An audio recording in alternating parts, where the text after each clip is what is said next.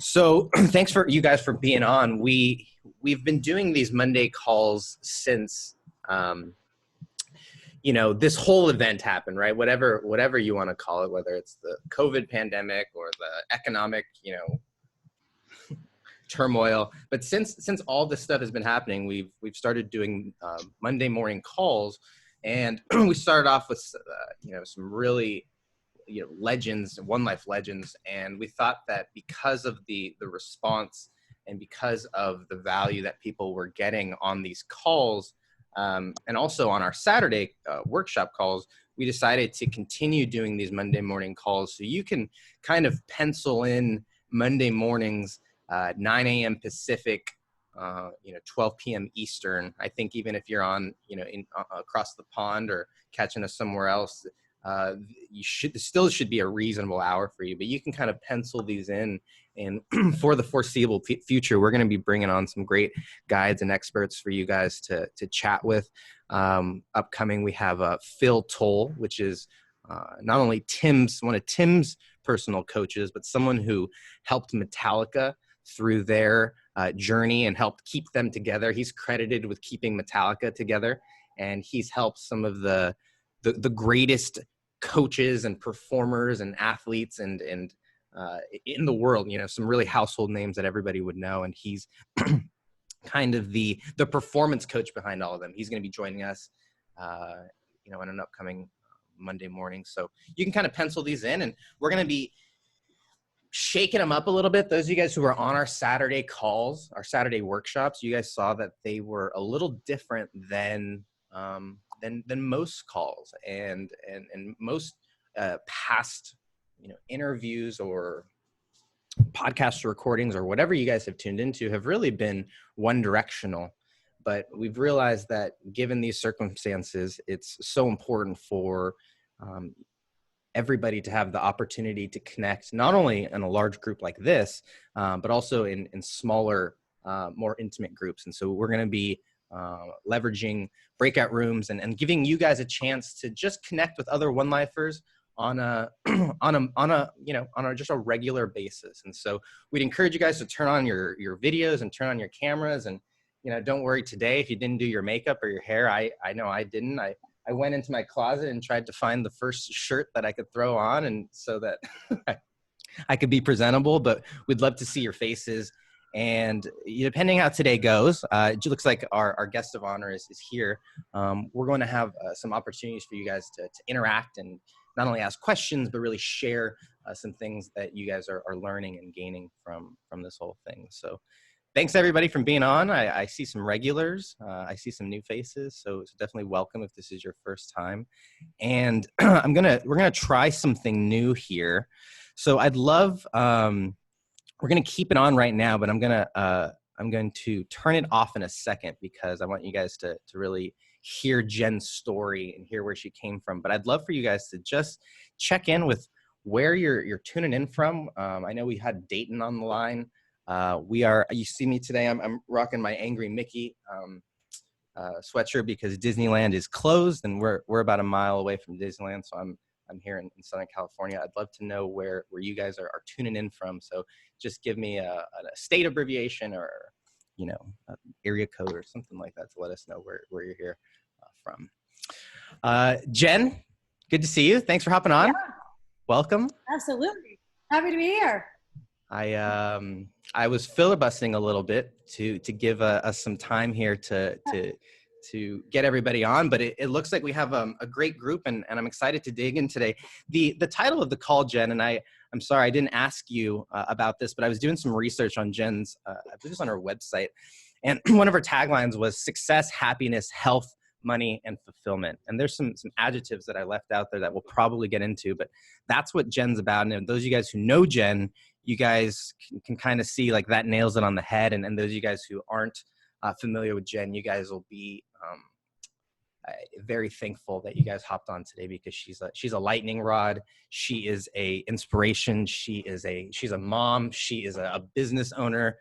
She's an inventor. She's all the things. And what's cool is she's also a very real person too. And so those of you guys who follow her, you guys know that she's one of the most authentic people out there that you can kind of follow and learn and get inspiration from, because that's not always easy to find. So, Jen, I'd love for you to dive in, and as we get started here, one thing with One Life, which we found so important, is right now there's so much negativity out there, right? It's like, a lot of people on this calls probably have to find themselves like having to actively turn off the news, or actively get away from social media, or actively, get away from their device, because it's so easy to find negativity out there.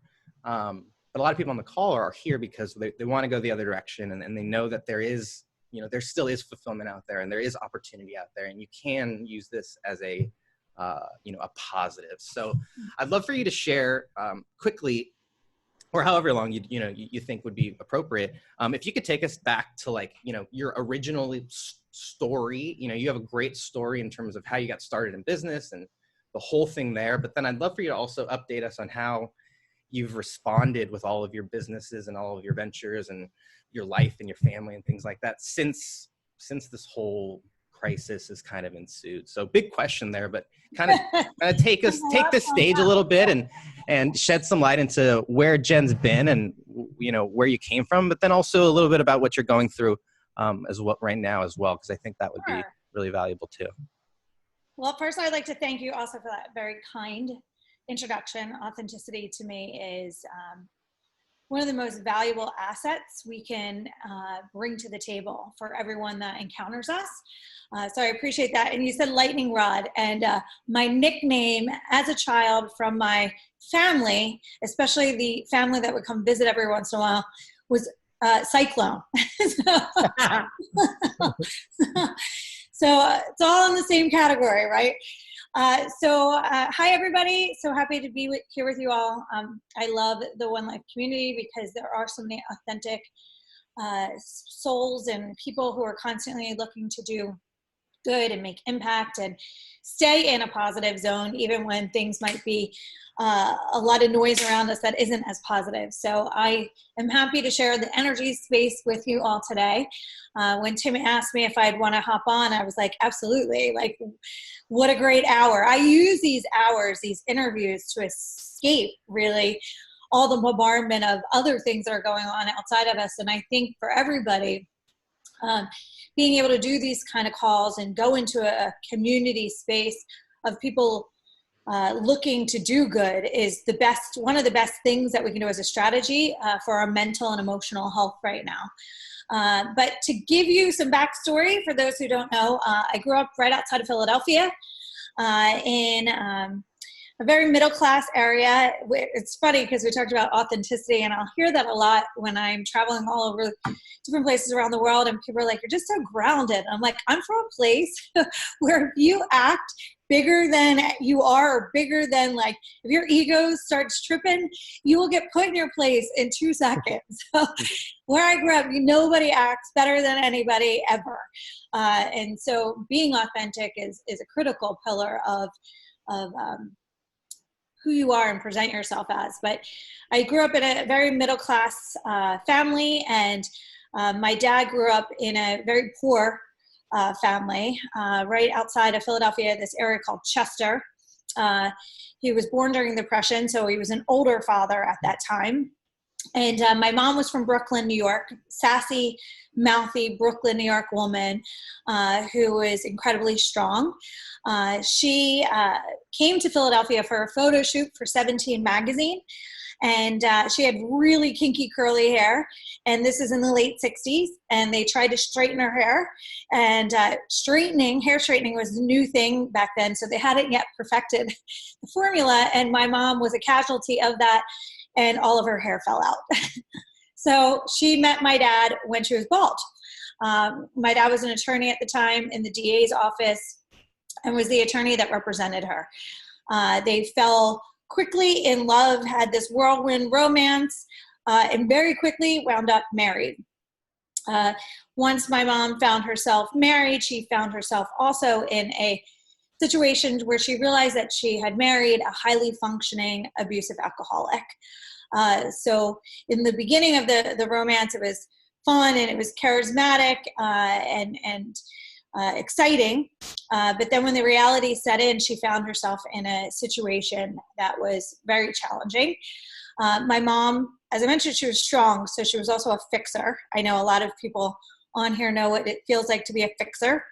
So she kept trying to fix the situation and inspire my dad to take a different path. So much of my childhood was filled with a lot of trauma, high dysfunction, watching abuse, physical, mental, and emotional abuse. And so as I grew up, I learned how to escape my reality through my imagination and being outside through play, engaging with other people. And so the second I woke up in the morning that I could go outside, I would go outside, and the second I would stay out till the very last second that I had to come home. So I found ways to survive and thrive in a situation that was a bit challenging. When I went to college, I studied psychology, which I found out a lot of people that have dysfunctional childhoods do. It was amazing space to share some interesting stories. But this was the first time in my life I actually connected with school. School for me was more social back then. School for me was a way to escape reality and feel safe. But once I was in college, school, as I was learning psychology, was fascinating to me. And I was emotionally connected to this information because I knew it was life-changing, not just for me, but it was going to be life-changing for anyone I shared it with. So when I was learning about things like patterns and cycles, when I was learning about effective communication, empathetic communication, positive reinforcement, I was like, oh my God, this is insane. Like, I didn't have to be hit with a belt or a wooden spoon to be a good kid. I actually could have been good just having this positive reinforcement. So back then, that's what parents did. It was just what was normal. When my kids hear that, they're like, what happened? But my parents were just repeating cycles. And so much of what my dad was, I was able to recognize was he was projecting the pain that was projected on him. And so I was able to see my childhood in a different perspective. A perspective is power, right? The more we can see different perspectives, the more powerful we become in how we can view things and control our emotions around them. So as I continued studying education, I actually started my first business in college. I was studying education and psychology, but I went home during a break and I did a fitness class. So I'm about to age myself right now. I did a fitness class, a step aerobics class. So some of you might not know what that is. Some of you do. So I did this step aerobics class and it was so much fun because having been an athlete my whole life, I played soccer, basketball, and track. Our workouts made you vomit, like literally feel like you're going to vomit.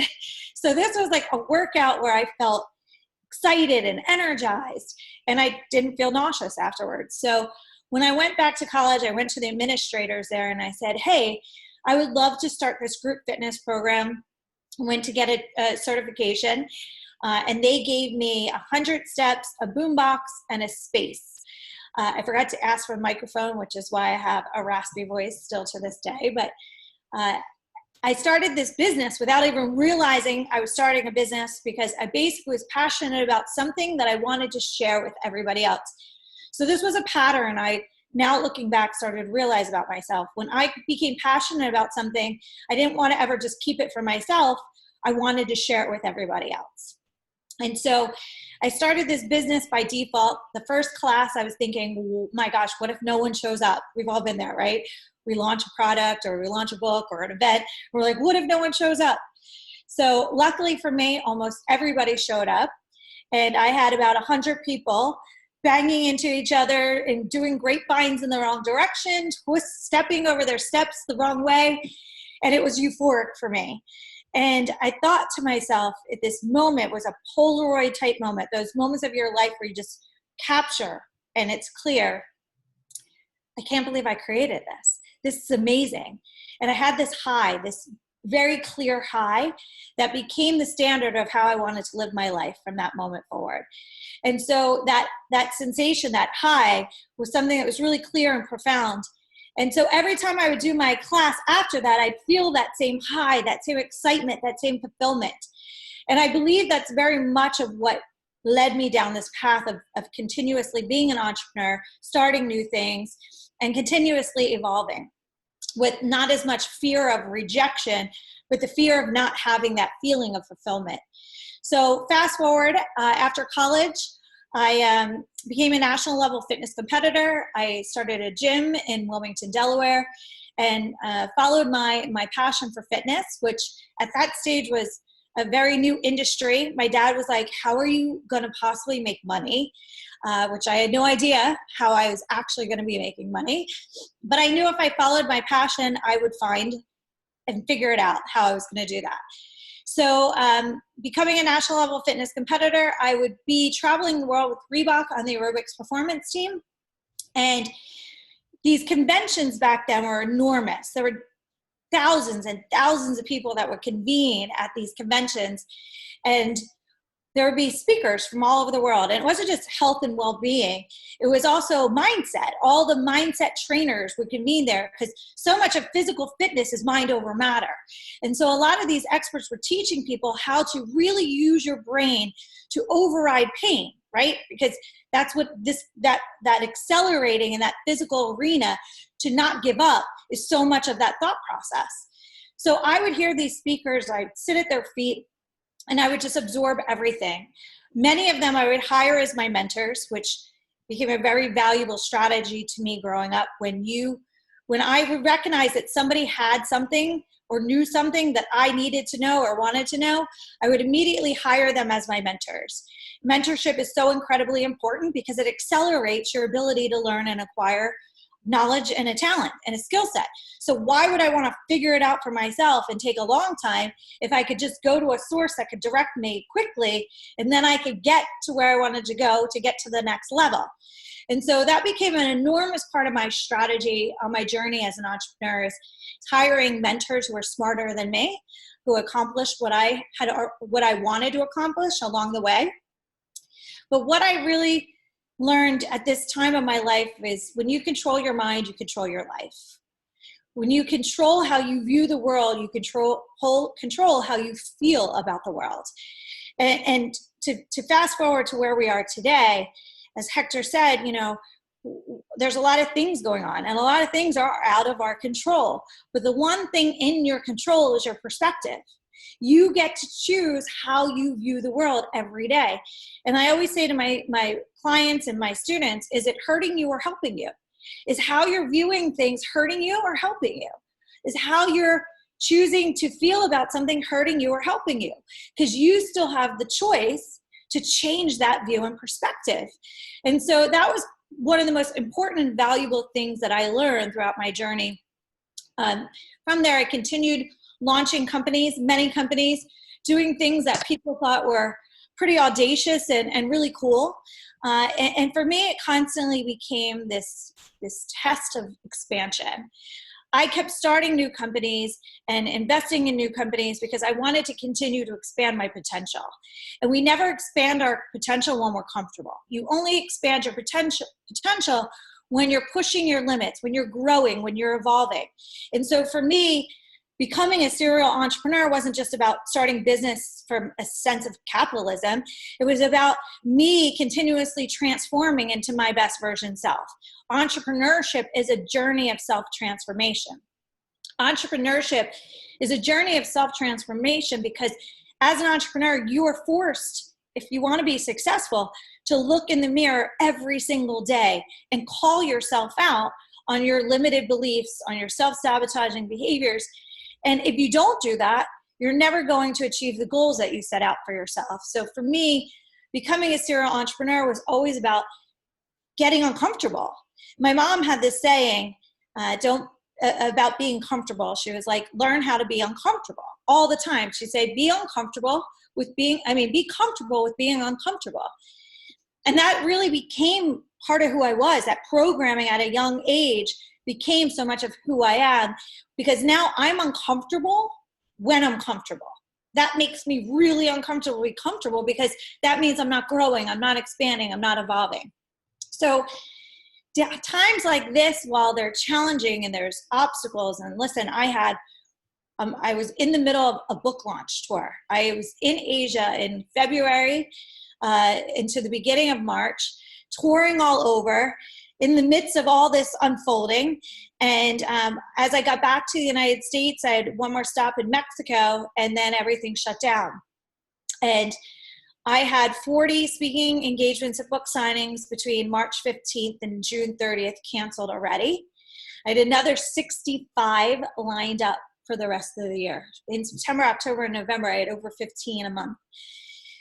And so, as you can imagine, that's a major hit to my financials, number one, predicted financials that were allocated for the year ahead. Major hit to your morale, right?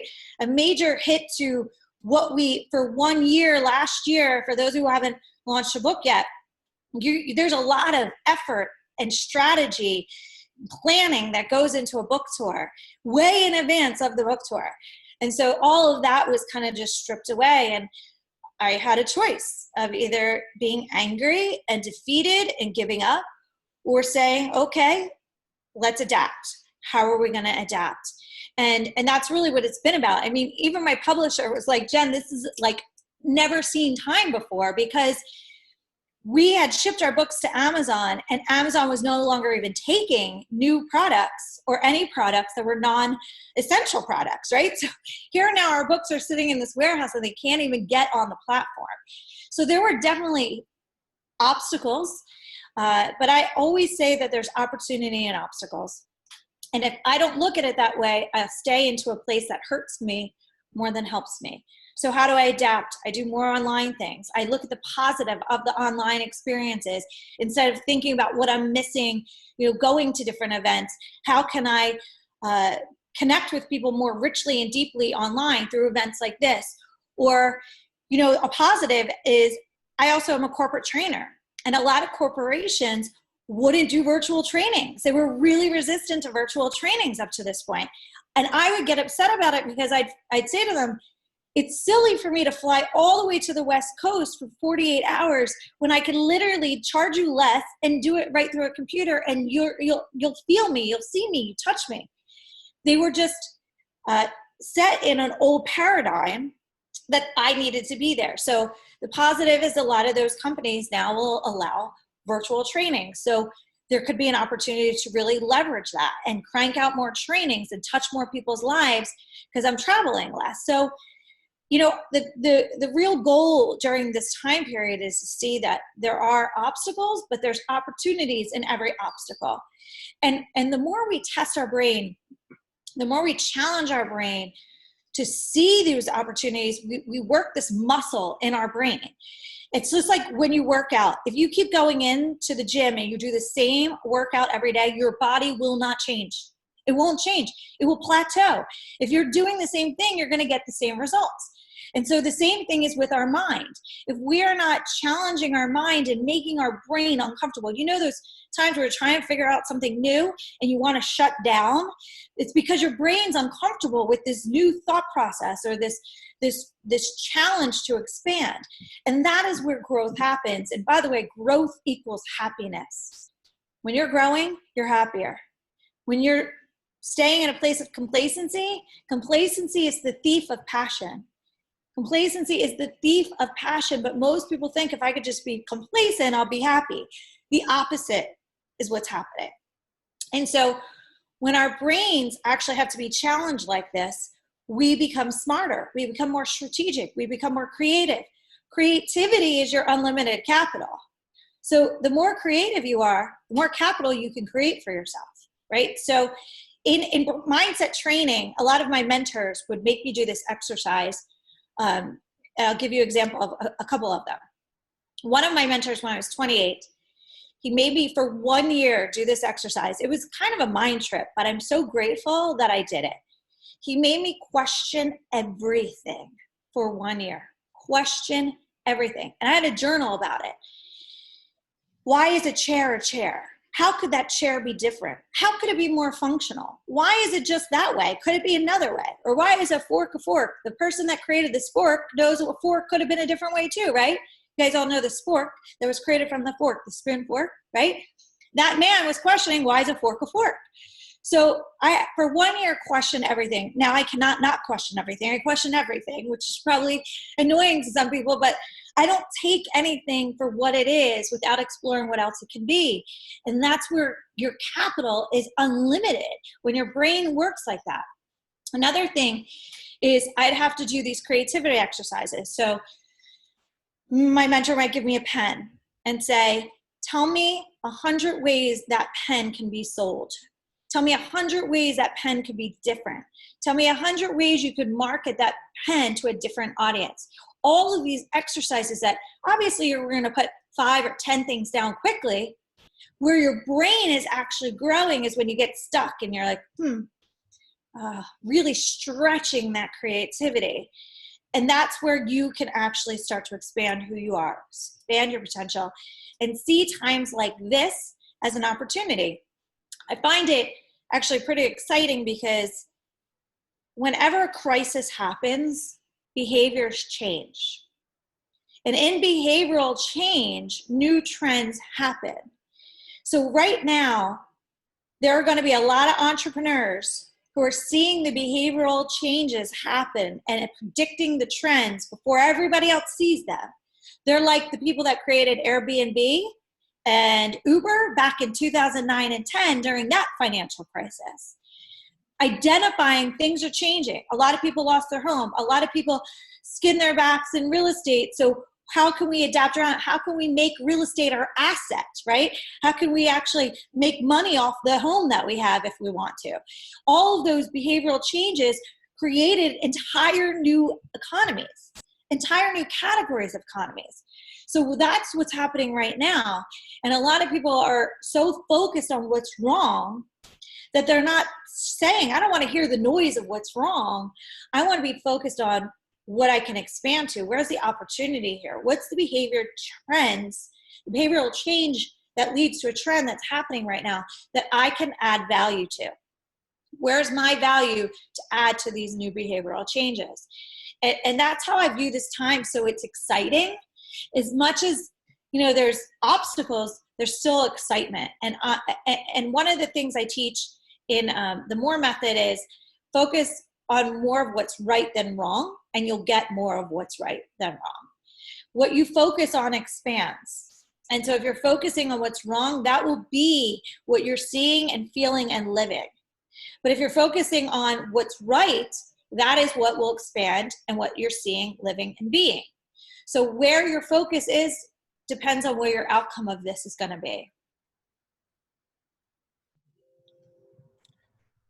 That's why she's a lightning rod, guys. That right there is, I mean, I'm sure each of you got something unique. And in a second, I'm going to have you guys jot down some thoughts about what resonated with you. And I think one of the beautiful things from our place, at organizing these calls is that we know that when we bring on Jen, everybody who shows up is going to get something from it. There are some calls where maybe the person is not for you, but what I love about Jen's story and what she does is that everybody can resonate with something. So I'd love for you guys, I saw some people taking notes. I don't know if you guys are taking notes, I'd love for you guys to show up your notebook, or if you guys are jotting them in your phone.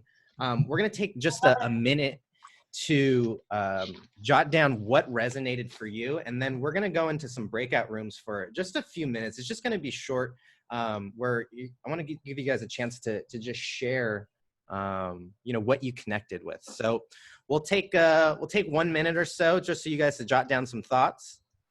I don't know if you guys can hear this music playing here, but just a minute for you guys to jot down some thoughts, and then we'll go out into some breakout rooms. So in the meantime, if you guys need to do your hair or put on a mask, whatever it may be, we'd love to see your faces. And obviously, if you guys are driving, then keep driving. But Hector, yes, I want to tell you as study information, because I've been doing this virtual stuff for a long time, but now everybody's doing it. One of the things I learned recently, and it's very important, and it's why Hector's encouraging you to get on camera, is when we're doing these things and we're not on camera, we're less engaged. because it's more easy to get distracted and look around or fold laundry while we're doing it. So we're not actually as consciously present. Even if we're present, we're not going to ever consciously get as much out of the experience if we're not on camera, because it's too easy for us to get distracted. And I get it. Like, I've been on the other side of the camera too. So there is data and studies around this that actually prove this point. Oh, you're muted. Yeah. We're going to take just 5 minutes. I'd love for each person to just go round robin around and just share what you guys resonated with. And then we'll come back and we'll do some shares. And if you guys have questions, obviously that's the time where you guys can jump in and ask some questions. So have fun. Everybody, just go around. Everybody should get, spend a minute or so sharing their answer, and then we'll come back and hear what everybody had to say. Oh, there we go. Open. And so you should be taking you there in just a few seconds. See all of you. All right. So if you guys are catching us on the Book of Faces, or if you're on the wonderful replay, thank you guys so much for being here. We'd encourage you to hit the like button, the love button, if you guys are catching this on social media somewhere. And if you're watching the replay, I'd love for you to do this as well. Jot down what resonated with you from Jen's story. For me, when she said that she came from a family of high dysfunction, I love my family and I think that they're great. But what you start to realize is that the patterns and the habits that were maybe normal to someone like your family or a community or a town even, or even, at a grander scale, a region or a country, if you don't start to question those things and you just take them as they are, then you end up getting into a rut that might actually take you somewhere that isn't ideal for you. And I think that was something that really resonated with me. So I'd love for you guys, if you guys are catching this on the replay, to be able to comment, right?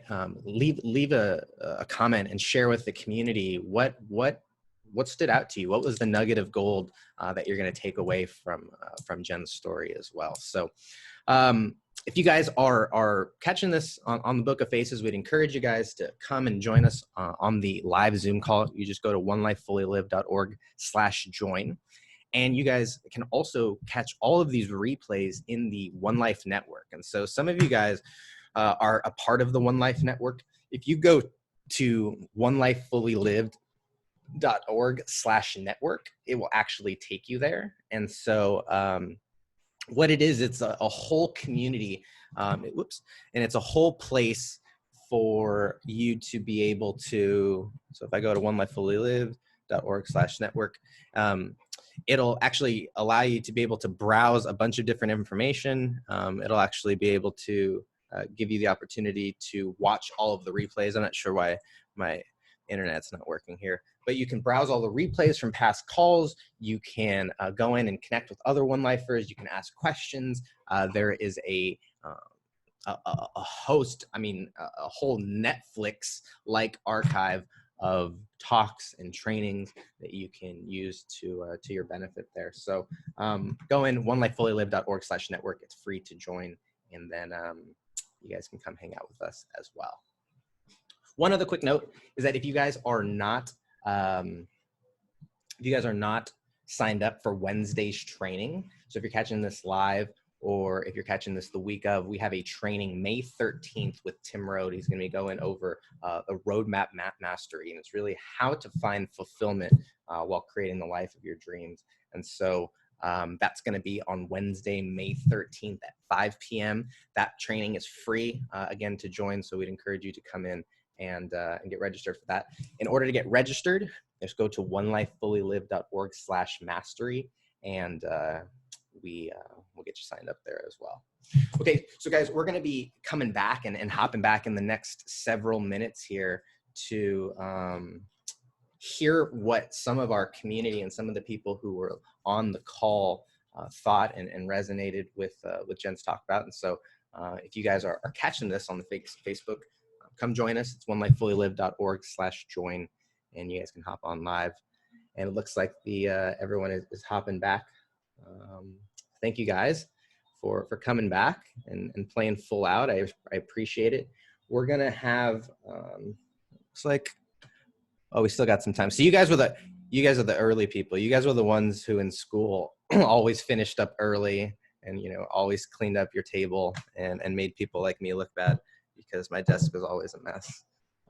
Until to this day, you can look over there and I won't show you, but my kids have officially taken over my office. So I held them off for a month, but I couldn't do it much longer than that with quarantine. So, all right, guys, thanks for hopping in and it looks like we got some new faces. Mr. B, it's great to see you. Julie as well. It's always great to see you. Janice. I'd love to open the floor and I'd love for you guys to, either ask a question or share something or honor somebody. I know that one thing that is really beautiful about these breakout rooms is that magic always happens in them, especially with the One Life community. I mean, there's always just some great stuff. So does anybody feel compelled to share something that stood out to them or share something that someone else said that they thought would be valuable for the rest of the community? I just have to say real quick how much I feel just amazed just being around this community. It's an aura, and I noticed it, many times before, and it's something you cannot explain. And everybody give me a nod if you agree with me on this one. It's a presence. It's just an aura about this community, and I'm just glad to be here. I'm like a sponge trying to soak up as much as I can. I do have a question for Jennifer though, and that is it too soon for questions, Hector? Why don't you? Let's give everyone a chance to go around and just share what they got. I took a note of the question, so and then we'll come back and go to you first for any of the questions. But likewise, B, it's always great whenever I see you. I get a smile, so it's mutual. Does anyone else feel, would anybody else like to share something that came up for them in one of the conversations? Shay, yeah, go for it. Yeah, Tim was saying the fact that in terms of this quarantine time, he was quoting someone concerning that you can even look at it as a bunker or a greenhouse. And I've heard it recently through other webinars that you can see this as a lockdown or a cocooning process, right? And so like the inner chrysalis. And so I just loved what Jennifer was saying in terms of the whole comfortableness. How comfortable is a caterpillar when it gets broken down into goo before it transforms, or how comfortable does the phoenix feel in the ash state and then as it's emerging from the flames. And so I think just seeing that, normalizing that, I think just a very simple and yet beautiful, not simplistic, right, obviously, but I just love that thought. I really appreciate that a lot. Thanks, Shay. Yeah, absolutely. And then Jen, if there's any responses, that you feel, whether it's to B or Shay, feel free to hop in as well. Okay, great. Thank you. Shay was in my group, so we talked about this. But yeah, I mean, when we are growing, we're ever expanding. And so it's, really about transformation. A lot of people have sought motivation to lead them to change, but change doesn't happen through motivation. Change happens through transformation. So I actually did a TED Talk on this. The title was Why Transformation Trumps Motivation. And I was really addressing that motivation is only the igniter to the fire. And most people try to rely on that igniting of that passion and energy to lead them to a new outcome. But you truly can't change, a long sustainable change, until you transform who you are. And all transformation begins with the awareness of needing to change beliefs. So when you change your beliefs, then you can start to begin the transformation process. But it's why most people on January 1st, year after year, say, this is it. This is my year. I'm losing weight. I'm going to the gym every day. I'm going to eat healthy. And by January 21st, the gym is back to the same people that were there in October, November, December, because they're trying to change with motivation versus transformation. So in order for those people to get new results, the first thing they have to do is address what beliefs do they have around exercise and diet that are holding them back, negative limited beliefs that would hold them back. And then they'd have to flip those beliefs. So once you identify the belief that's holding you back or the beliefs, you have to flip it. So I love exercise. It makes me feel energized and productive, and it makes me feel happier, and it makes me feel more excited about life. And reprogram the new belief, overriding the old belief. It's called creation of new neural pathways in your brain. And so when you're creating these new neural pathways, you're strengthening the new one, weakening the old one. And then every day as you're going to the gym, saying these things, creating and solidifying this new belief, you eventually just begin to transform, where you don't have to think about it anymore. You just wake up thinking, I love exercise. It makes me feel great. And the most important part of this process too is that when you're changing the belief, you have to add a new greater value for the new behavior to override the old behavior. I say this again because this is literally one of the most important parts of behavioral change. When you're creating the new belief, you have to create new beliefs that have new greater values. The new behavior has a greater value than the old behavior. So I'll go back to the gym example. I love exercise because it makes me more productive. It gives me more energy. I have to value being productive and value energy in order for that to be valuable to me, right? So you can't just create this new belief because it sounds good. You have to attach the new belief to value that's more valuable than the old behavior. When I eradicated my sugar addiction, some of you know this story, I was a severe sugar addict. I mean, it ran my life because it started in my childhood, and it was a coping drug of choice so that I could actually numb myself through the trauma. And so I became addicted, not necessarily to the sugar itself, but to the chemical reaction that was happening to numb myself through this time period. And so when I eradicated, literally pretty much overnight, the sugar addiction, how I did this was I finally, for the first time in my life, well, I'll give you a little backstory. I had twins. So I went from 0 kids to twins. So I went from sleeping when I wanted to complete sleep deprivation. And it was the first time in my life I ever felt so sleep deprived. And many of you know I have a lot of natural energy, but at that stage of my life, I didn't. And it felt horrible. It felt so defeating day in and day out. And I started to value a good night's sleep and value sleep and energy and mental clarity to a whole different level. So when I started getting back into my zone, when my kids were starting preschool, I started to value, I was feeling back to myself. I was feeling energized again. I was feeling mentally clear. I was feeling productive.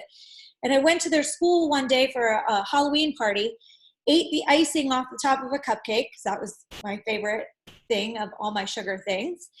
And I went back to my office and felt exhausted, like taking a nap, irritable, and I literally socially withdrawing myself. And I realized for the first time in my life, the sugar stole my energy.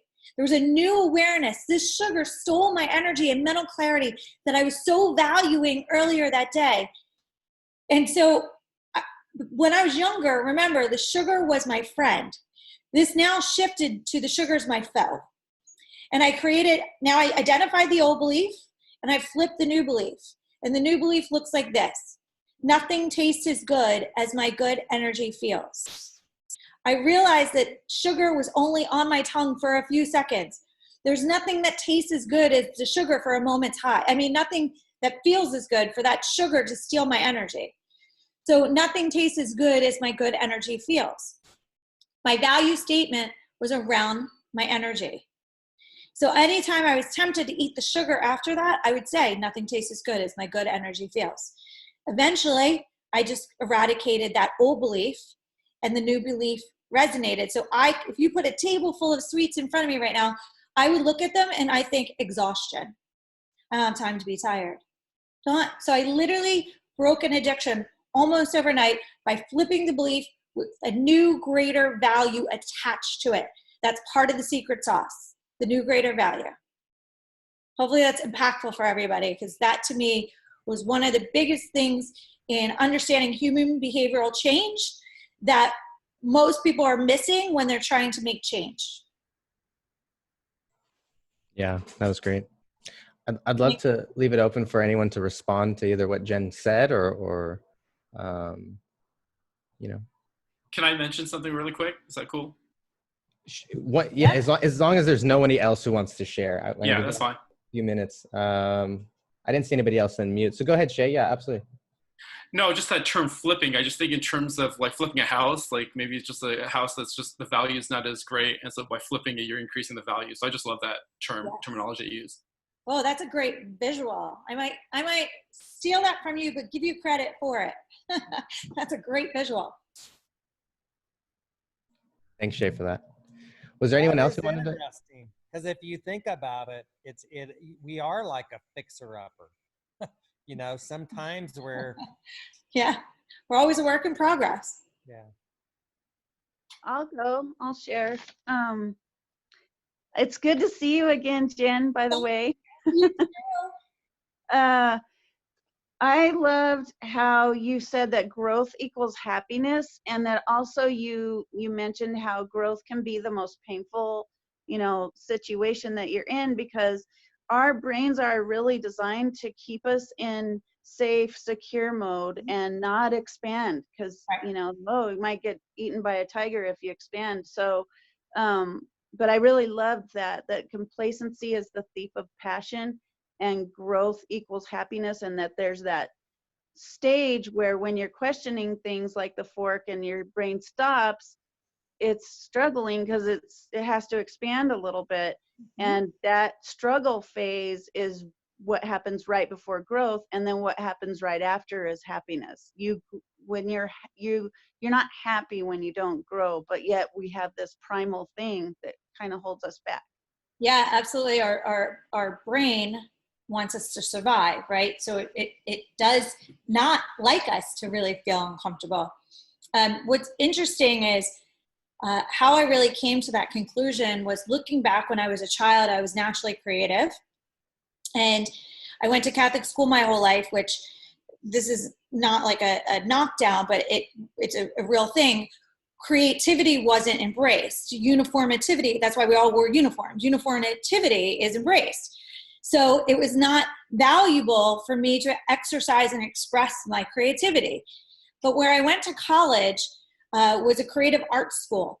And it wasn't intentional that I picked this school for this reason, but this was the greatest value that I got from the school was in the education program, there were so many creative artists there, because there was a famous artist, his name was Keith Haring, that came from this area, and everyone there wanted to be the next Keith Haring. So when I would do my projects for my education, they were all on bell curves. And I'd be like, this is such a great project. I'm totally getting an A. And then I would go in, I'd see everyone else's projects, and I'd be like, oh my God, I'm totally getting an F. This is crazy. And so because that bell curve existed, it had to force my brain. I had to force my brain to be, number one, anticipating what everybody else might be doing, force my creativity beyond what was comfortable, and force the action that needed to be taken to take a good project to a great project. And I look back and I thank God for that experience, because if I didn't do that, I probably wouldn't be an inventor. I probably wouldn't be able to just serially adapt like I do through entrepreneurship. But that made me realize when I'm competing, which entrepreneurship is, you're competing against other people constantly. If I didn't see that as competition forces you to anticipate, adapt, expand, and push out of a comfort zone, I don't know if I would be able to thrive the way that I do today. It's awesome. Thank you. Thank you.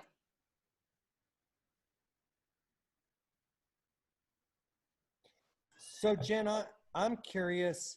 Let's talk about that. Jeff Hoffman was on here a few weeks back, and he used the amazing phrase, repurpose, retool, and redeploy. What's that look like in Grooverland? How have you done that since COVID? And what tips can you have for our listeners that are also looking to do that in their world. It's almost like, that we were all going along, we got COVIDed, and some people, it hasn't affected their lives too much. Some have had and DJB, wouldn't mind me saying, he's having to absolutely repurpose, retool, and redeploy right now. Yeah. So what does it look like from you, and what tips do you have for others? Okay, so I'll give you two examples. The first one is, my book, as I mentioned, is in launch phase, right? So everything was about the MORE method. And I realized that me just pitching the MORE method and doing MORE method trainings to corporations right now is more of a added benefit, right? It's not really important right now, where there's a lot of other things that are important. So I took my MORE method still exists, the framework still exists, the lesson still exists, but I created a new training called Mastering Your Mind in Uncertain Times.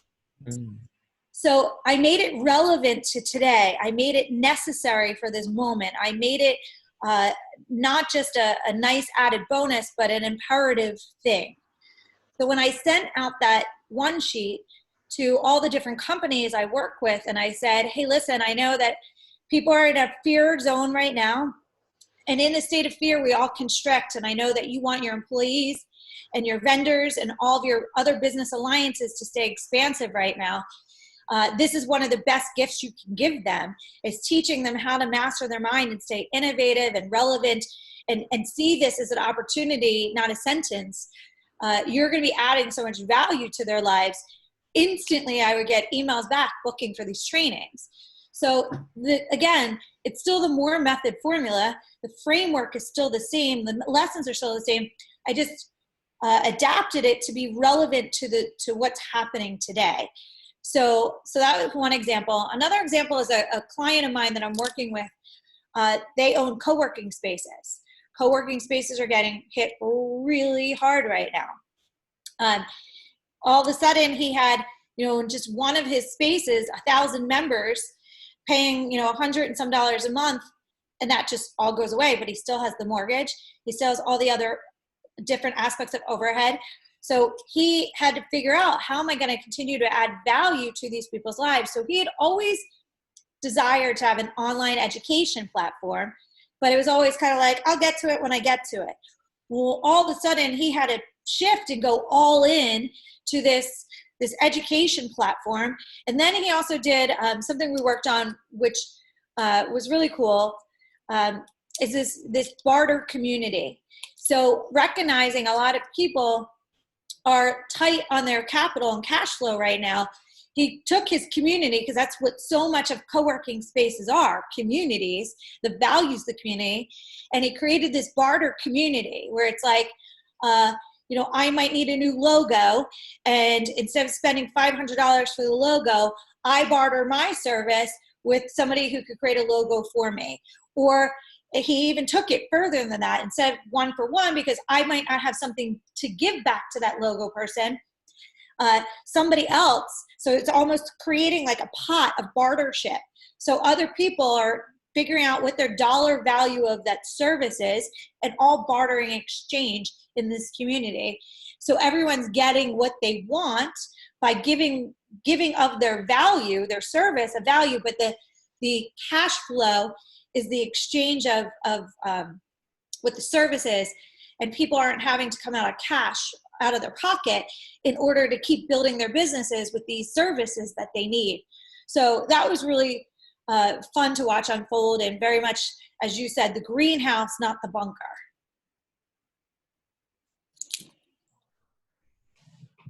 Travis, is there something that you wanted to add? I saw you unmuted. That might have been just your elbow. No, probably just my elbow. Great. Awesome. Was there any thoughts? B, why don't you take a minute to? I know you had a question in there. So we've only asked Jen for another 5 minutes or so. So we'll have a few minutes for Tim and I to stick around after that. But if you guys have a question, I'd either throw it in the chat, or B, if you want to go ahead and fire it off right now, we can we can hit that as we wrap up here. Sure thing. So my question is, I believe in that saying, you know, most people don't plan to fail, they just fail to plan. Mhm. And you may know, we all may know that we're going into a different times and there's going to be a different type of norm coming out of this.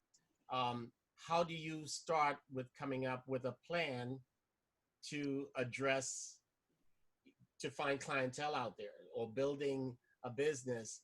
A business doesn't start off without a plan. So Right. so that's it. How do we come up with a plan? So I think, you know, during uncertain times, I mean, that's really kind of what this is. It's, we don't know when the lockdown stops for certain people. It's different times. We don't know if it will start again in the fall, if new cases come out. There's all these variables that are happening right now. So for me personally, I go into the one variable that's going to remain the same is virtual connectivity, right? So for me as a business owner, whatever I'm doing has to have virtual connectivity. If I was a business owner with a brick and mortar, I would be figuring out how to leverage through virtual connectivity in any way possible. And so the most consistent part of a business plan that you could do right now is understanding how, even if lockdown happens again, we all can still connect, and how do we leverage through that? And so for people with brick and mortar that are really heavily hit right now, they're going to be probably forced to adapt the most. You know, I have a couple friends that own boutiques and different retail spaces. So what they've done that's been really interesting is going in their stores and literally videotape what products are there and telling stories about it. And they've become personalities, like branded personalities in their social stratosphere. And instead of just having products, they've given stories to these products. They've given reasons to these products, and people are buying kind of like QVC as they're walking through their store. And I thought that was genius. They're adapting. They still have the overhead. They still have product in their store. So inventory is a huge overhead. How do they move that inventory when no one else can walk in their store? So the question still goes back to the same thing: is how are you building your business right now to have sustainable connectivity virtually if this happens again? Does that answer? I kind of put the cart before the horse, because before this pandemic, I was already putting in a virtual system in place. Mm-hmm. So as you see some of the equipment in the background, this studio was being built since last year.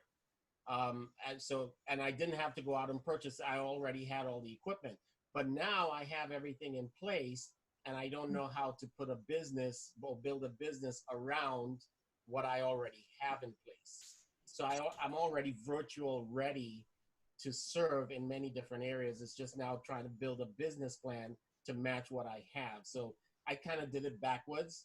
Yeah.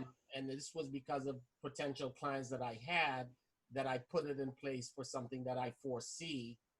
And now this pandemic just happened to fall right within what I was already planning. Yeah, which is great that you already were putting those pieces in place. Sometimes I don't know what your business is, so I can't answer directly to that. Okay. But it sounds like to me, it's more of the marketing storytelling that you're going to need to focus on right now to attract those clients or attract that new business. Again, I'm just guessing. I see a bunch of equipment behind you, so I'm thinking maybe there's production or something. But once we pivot in the infrastructure and we need to attract differently, it goes over to the marketing side and the storytelling side of how are we positioning ourselves differently to educate our consumers differently, to add value to them differently. Okay, I can talk to some other folks offline. You answer that question where you talk about the marketing storytelling. So yeah, marketing's an interesting part that a lot of people need. They might have the same business. Like what I did with the Moore method and then kind of creating this training is it's the same exact product. I just marketed it different. I created a relevant story for now. Right. Wonderful. Thank you so much, Jen. I'm sure, I'd love for those of you guys to put, if you guys are still here on the live call, what the golden nugget for you was, what the thing that you're going to take away, or what an action step is. I'd love for you guys to share, as we move out of this, what's going to stick with you. Jen, you can find her. She is all over social. So it's at Jen Groover on Instagram. She's got 20 some odd thousand followers on Twitter. It's jengroover.com. There is it is live now? Live on Amazon. And the More Method is live. The More Method, it's now live. So the ending to the story was she actually made it happen. She made us wait until the very end to tell us that it actually got onto Amazon and it's there. But there you go. Make sure to leave a review as well. Thank you. I appreciate that. It just went, and I say just went live. We didn't even know. My publisher didn't even know. And so one of my friends said, I just bought your book. And I was like, wait, where? From what? She's like, Amazon. I'm like, seriously? Like, no one even let us know. So it's live now, though. That's so great. Congratulations on that. Thank you. I appreciate it. As well. The rest of you guys, if you guys want to stick around, I know Tim always likes to, hang out a little bit with anybody and just kind of chat as well. So I want to give you that opportunity. And then I know a few people on here have also asked about the Contributor Club. So we're going to like to take a few minutes to just talk about one of the programs that has really helped One Life sustain us through all of this. And we actually have some Contributor Club members on the call. I know Sterling is a Contributor Club member, Tamara, I believe, and we've had a host of other people. And I saw Joe Price, who was on the call. Looks like Joe's still on. So I'd love to take a quick moment, if you guys are going to stick around, if you have a few minutes, to just talk about what it is, because we've been running it now for about a year or so, but admittedly, we've done a terrible job of sharing it with people and sharing what it is and how it can help people. I know, actually, I saw Andrea Powell. She's a member of the Contributor Club. And some of you guys have been, a part of it for a while and seeing some benefits. But it was, I guess it evolved out of our ability to have great people like Jen, like Janice, like Julie, who are some of our One Life guides and experts, and the ability to connect our community with great coaches and experts and help facilitate that as well. So Tim, before we get into it, I'm going to pull up some just the slides and some visuals and some websites so you guys know what to look for. I'd love for you to share your what the Contributor Club has meant to you, and maybe more importantly, what it's meant to One Life, because I think it is something that's going to be a big part of our future and how we move into this new normal. Sure. Well, it's a wonderful program because candidly, One Life Fully Lived wouldn't exist without it. And we need contributions. We're a nonprofit. We don't have a product, if you will, except this. And I helped start GoBundance, and my friends David Osborne, Pat Hyben, Mike McCarthy, and the GoBundance tribe has helped get us where we are today. But for us to be self-sustainable, so we're not relying on them, we're relying on the Contributor Club to move us forward. And what's beautiful about it, what I love so much, is it's our way of throwing down the rope and hoping and helping people that never get the One Life teachings of the fulfillment triangle and the core four and all the great stuff that we bring to all of you. We're taking this out into the world and getting it into the hands of people who would never get it, people who are just getting out of high school, people who are in high school, people who are in prison, people who are just becoming clean and sober, foster youth, all the big brothers, I could go on, Rotary, justice system, all the different places we plan to get our teachings will never happen if we don't have contributors. So the beauty of this is, number one, it throws down the rope to help serve those that need it the most. But the best part is while you're doing that and getting the great feeling of giving life, if you will, to others, you're helping yourself master the same things we're helping others with. And that is, all of you on this call know it, but for our new listeners, vision planning. Where am I going with this beautiful life I've been blessed to live? Finances. How am I going to fund it? Relationships with myself. Who's my posse? Who's my mentors? And maybe most important, especially today, wellness. How am I going to win that most important inner game with myself and be healthy in my mind, body, and spirit to pull off this amazing life I've been blessed to live? So we think these teachings should be in the hands of everybody, and we can get them in the hands of yours. Tell them how they do it, Hector. So, so I think that's the biggest thing is, with a lot of charities or nonprofits, there's that giving aspect, and no doubt, what we're doing, I think, is really important. Probably one of the most important things. I heard John Berghoff say the other day that some of the fallout, really the social and psychological fallout that comes about 12 months after these social distancing, or the type of kind of violence and terribleness, frankly, is not, the way that he said it is not something we want to have the conversation about. But all of the top mental health professionals are already talking about the rise in suicides and the rise in mental. And so I guess all of that to say that there's never been a more important time for the roadmap to be in those places as well. And so some of you guys who are already part of the Contributor Club, I'd love for you guys to share in the chat so we can just see what you've gotten from it. If there's one thing that you've gained from it or you've gotten out of it, I'd love for you guys to share what that is. Or what your favorite part of being part of the Contributor Club. But we tried to bundle quite a lot of value into it. And so it really comes down to a few different things. The first is some self-guided mastery material. So we've been hosting these calls and these events for years, and we've packaged all of the best ones and put all of the best talks and all of the best keynotes into what we call our conference vault. And so you get access to all the previous recordings of those. You actually get early roadmap journal access. So we have the adult roadmap journal. We also, we have the student roadmap journal, and then we are releasing the adult roadmap journal next month. But if you're part of the Contributor Club, you get early access to those just for being part of the club. And then you also get access to live master classes that we have every month as a way just to be able to help you advance that core 4, which Tim had talked about, on your own as well. And so you can do it, on your own, but we also know that that's not the best way that that's not the only way that people learn. And so we've also put together a group of guides and experts and coaches to be able to help facilitate that growth.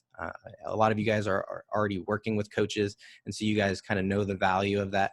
But there's a host of them in all the different areas: vision, relationships, finances, and wellness, to be able to choose from. And so these are all of our coaches that can help you in the different areas: relationships, finances, wellness. So all of these are available to our Contributor Club, and all they'd have to do is just click in and schedule a call, and they can book time with these guides. And so our mission is to connect you with all of a holistic range of people that can help you level up. And so I'd love for you, if do we lose Tim? Looks like Tim hopped out of here. But maybe Sterling, I know you if you don't mind, I know you actually had a call with Tim recently, and I know you've been part of it a little while, for a little while. Could you maybe speak to 15, 30 seconds, maybe some of the value that you've gotten from the Contributor Club, or any of the calls that you've had? Is that doable given your circumstances? Yeah, that's no problem. So before, I got a lot out of One Life when I just first got involved. I was watching the videos. I went through the roadmap online. That had like a huge impact on my life. Once I joined the Contributor Club, though, I got the t-shirt. I actually bought another t-shirt after that. I just feel like a lot I feel like I'm a lot more involved, like a bigger part of One Life. Or I personally feel more involved in it, so more connected to it. And that's actually a really good feeling. I'm taking it as much as I can at the moment, but the idea is to be able to give back. So Yeah. learning as much as I can so I can share that. And I think that's the beautiful thing about the program is that there's no right. I mean, it's both. It's and or both. And it's a great opportunity to get just as much, if not more, than you give, and to be able to feel great about that as well. So thanks, dude. I appreciate you sharing that. One thing that all of the people who, if you guys are not part of the Contributor Club, or if you're on this call, I see some people who are on this call who are already part of the Contributor Club. If you are, you guys are due and owed this. You can just blame me and say that I sent you. But everybody who joins actually gets a quarterback call, what we call a quarterback call with Tim Rode.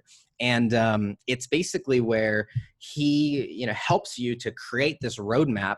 And so you can know what's important, what you need to be working on, what to focus on, and can kind of help you craft and answer any questions as you are getting started out. Because a lot of times, one of that biggest things is where do you start? And so everybody who joins, or if you guys are already in and have not had this call, make sure you follow up, and you guys can chat one-on-one with Tim. So you can go to onelifefullylived.org/support to get in. And then if there's any questions, some people ask, how many coaching calls do I get? You get one when you join, and then depending on the different levels, you get a variety of calls throughout the year. So some people get 4 calls, some people get 2 calls. So it's just kind of dependent upon which level that you come in to choose at. You mentioned, you saw there's a whole host of coaches. So it's up to you who you want to work with, or you can actually work with our benefits coordinator to be able to figure out who might be the best person to talk to if you don't know who you should have a call with. Your spouse and your coaching calls are there to use for use. So if you want to give them to your spouse or you want to donate to them to your team, that's something that can be arranged as well. And I think Tim mentioned a little bit, but this money is here to help not only invest in yourself, but to help fund the programs that that we're doing, so that we can put out and give out more guides and more journals and have more outreach programs for people who really need it. So I want to thank Joe and Sterling and Tamara, obviously, for your guys' support throughout this. It means a ton. And I don't know if I missed anybody. Joe, you guys are especially during this time, it means so much for all the support that we get. So if you guys are catching this on the replay, or if you're not already in, you can go to onelifefullylived.org/support.